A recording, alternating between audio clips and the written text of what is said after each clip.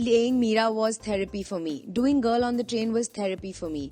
And I say that because I was looking for this and it found me and it came at the right time in my life. Even right now, I don't feel like I'm just promoting a film. I feel like, I don't know, I feel like I'm marketing my baby. Okay, that came out completely wrong. I want people to say, oh my god, she was really good. That's all I want. Like, I want people to be surprised with my performance. I want them to say, oh my god, we've never seen you like this. I would be scared of the comparison if I had copied Emily Blunt and did the same thing in the film. Then I would be really scared that, oh my god, they'll compare.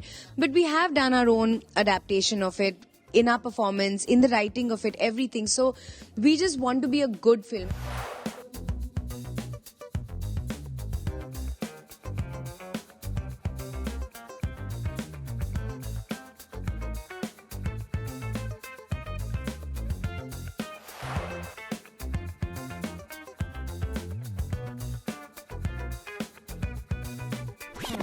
All right, so today I have with me someone who's extremely lovable and very gorgeous.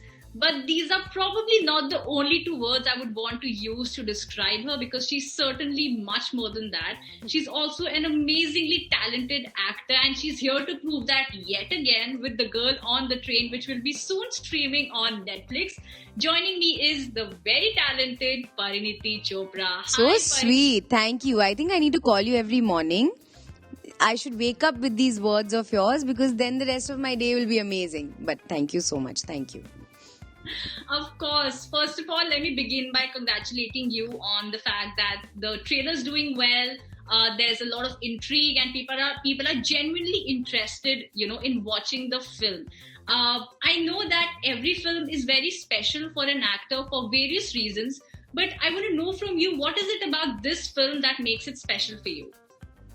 Special is an understatement with this film. I feel like I'm delivering a baby because I have been that emotionally invested in this film. I have given so much that I've never given before. I have not played a character like this before, so my own expectations from me, people's expectations of me, everything is running in my mind.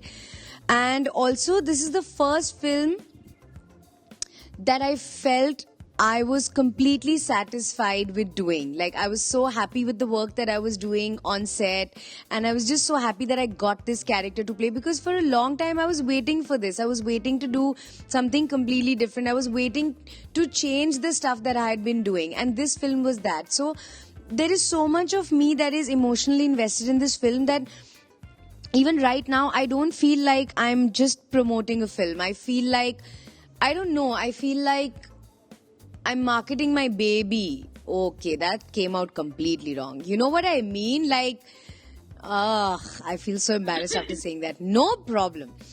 You know what I mean? Like, I feel like it's not a film I'm promoting. I'm promoting much more than that. This is my flesh and blood and my soul. So I'm dying for it to come out. I'm also nervous that it's coming out, but I can't wait to hear what you guys think. That is amazing. But like you said, that it is very special to you for various reasons, and you've also given it all. I want to know from you, because you've also spoken about how it was very difficult for you to channel all those emotions that you as Pariniti would never want to, and you had to sort of, revisit those moments in your life so as to get into the character of Meera. Especially right now when we're so vocal about mental health and talking about things, how do you think, does it ever take a toll on you as an actor, as a person? How does that work out?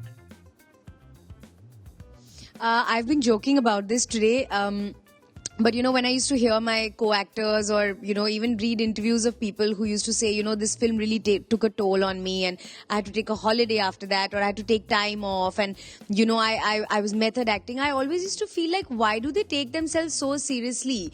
Like, they should just act and then forget about it and go home. But that was my naivety. I think I never got a chance to experience that process. And with The Girl on the Train, I got to experience that process. I got to experience what it means to not play a character, but become the character. I really feel like, and I hope you feel that when you watch the film, that I became Meera. I was not me. I used to there used to be parts of me and parts of her that used to kind of intertwine, and I used to go home and keep thinking about her and planning her. I would go to set and keep planning her and thinking about her, and then I would play her. And then even after the film wrapped, I was like, no, I want to do more of her. I really got into this addiction and this trance of playing this girl. So now I understand it. I'm still not a method actor, but I truly appreciate what it means when a film actually enters your soul and enters your system and actually changes you from within. I've never experienced that. But with this film I did, and I feel like I found myself with this girl.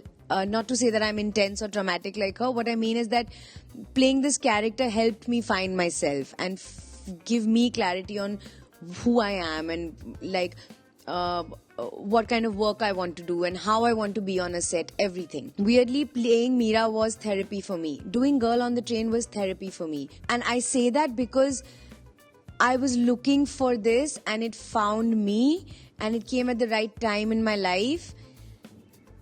And I was getting exactly what I wanted as an actor on set, So in that way, it was like therapy because I was like, oh, thank God, I've got it. Like, finally, I was waiting for this day, Considering the fact that the film is already out there and it's a remake of a film, does it make it easier, the fact that a source material is already available and you know how the film will turn out? Or does it make it more difficult? So our source material, the book and the film, they were both hugely popular, and the book was a bestseller. The film was so appreciated. Emily Blunt was so appreciated that there was an almost excitement, a Me Too excitement that I also want to do this. I also want to be a part of this. And so I say it with all my humility, I was not scared of the comparison.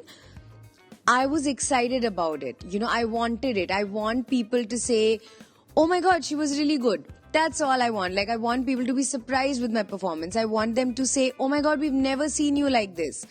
And also I would be scared of the comparison if I had copied Emily Blunt and did the same thing in the film. Then I would be really scared that, oh my God, they'll compare. But we have done our own adaptation of it in our performance, in the writing of it, everything. So we just want to be a good film and we want people to, be entertained by the film. I'm pretty sure that it is going to happen considering all that I've seen, and it does look very intriguing. So good luck for that. Thank you so much. Thank you. What is the best thing about being an actor? The audience's love. I don't think there is any other job as privileged as an actor's, because they get love from the people and love from the audience. So that is the biggest high. And like every coin has a flip side, what is the bad thing or the worst thing about being an actor? Something that you hate? Scrutiny and judgment at everything that you do. It could be what you're wearing, it could be how you look, it could be what car she drives and who she dates, and everything is judged too soon, and we're not allowed to even explain ourselves sometimes. The judgment is already passed.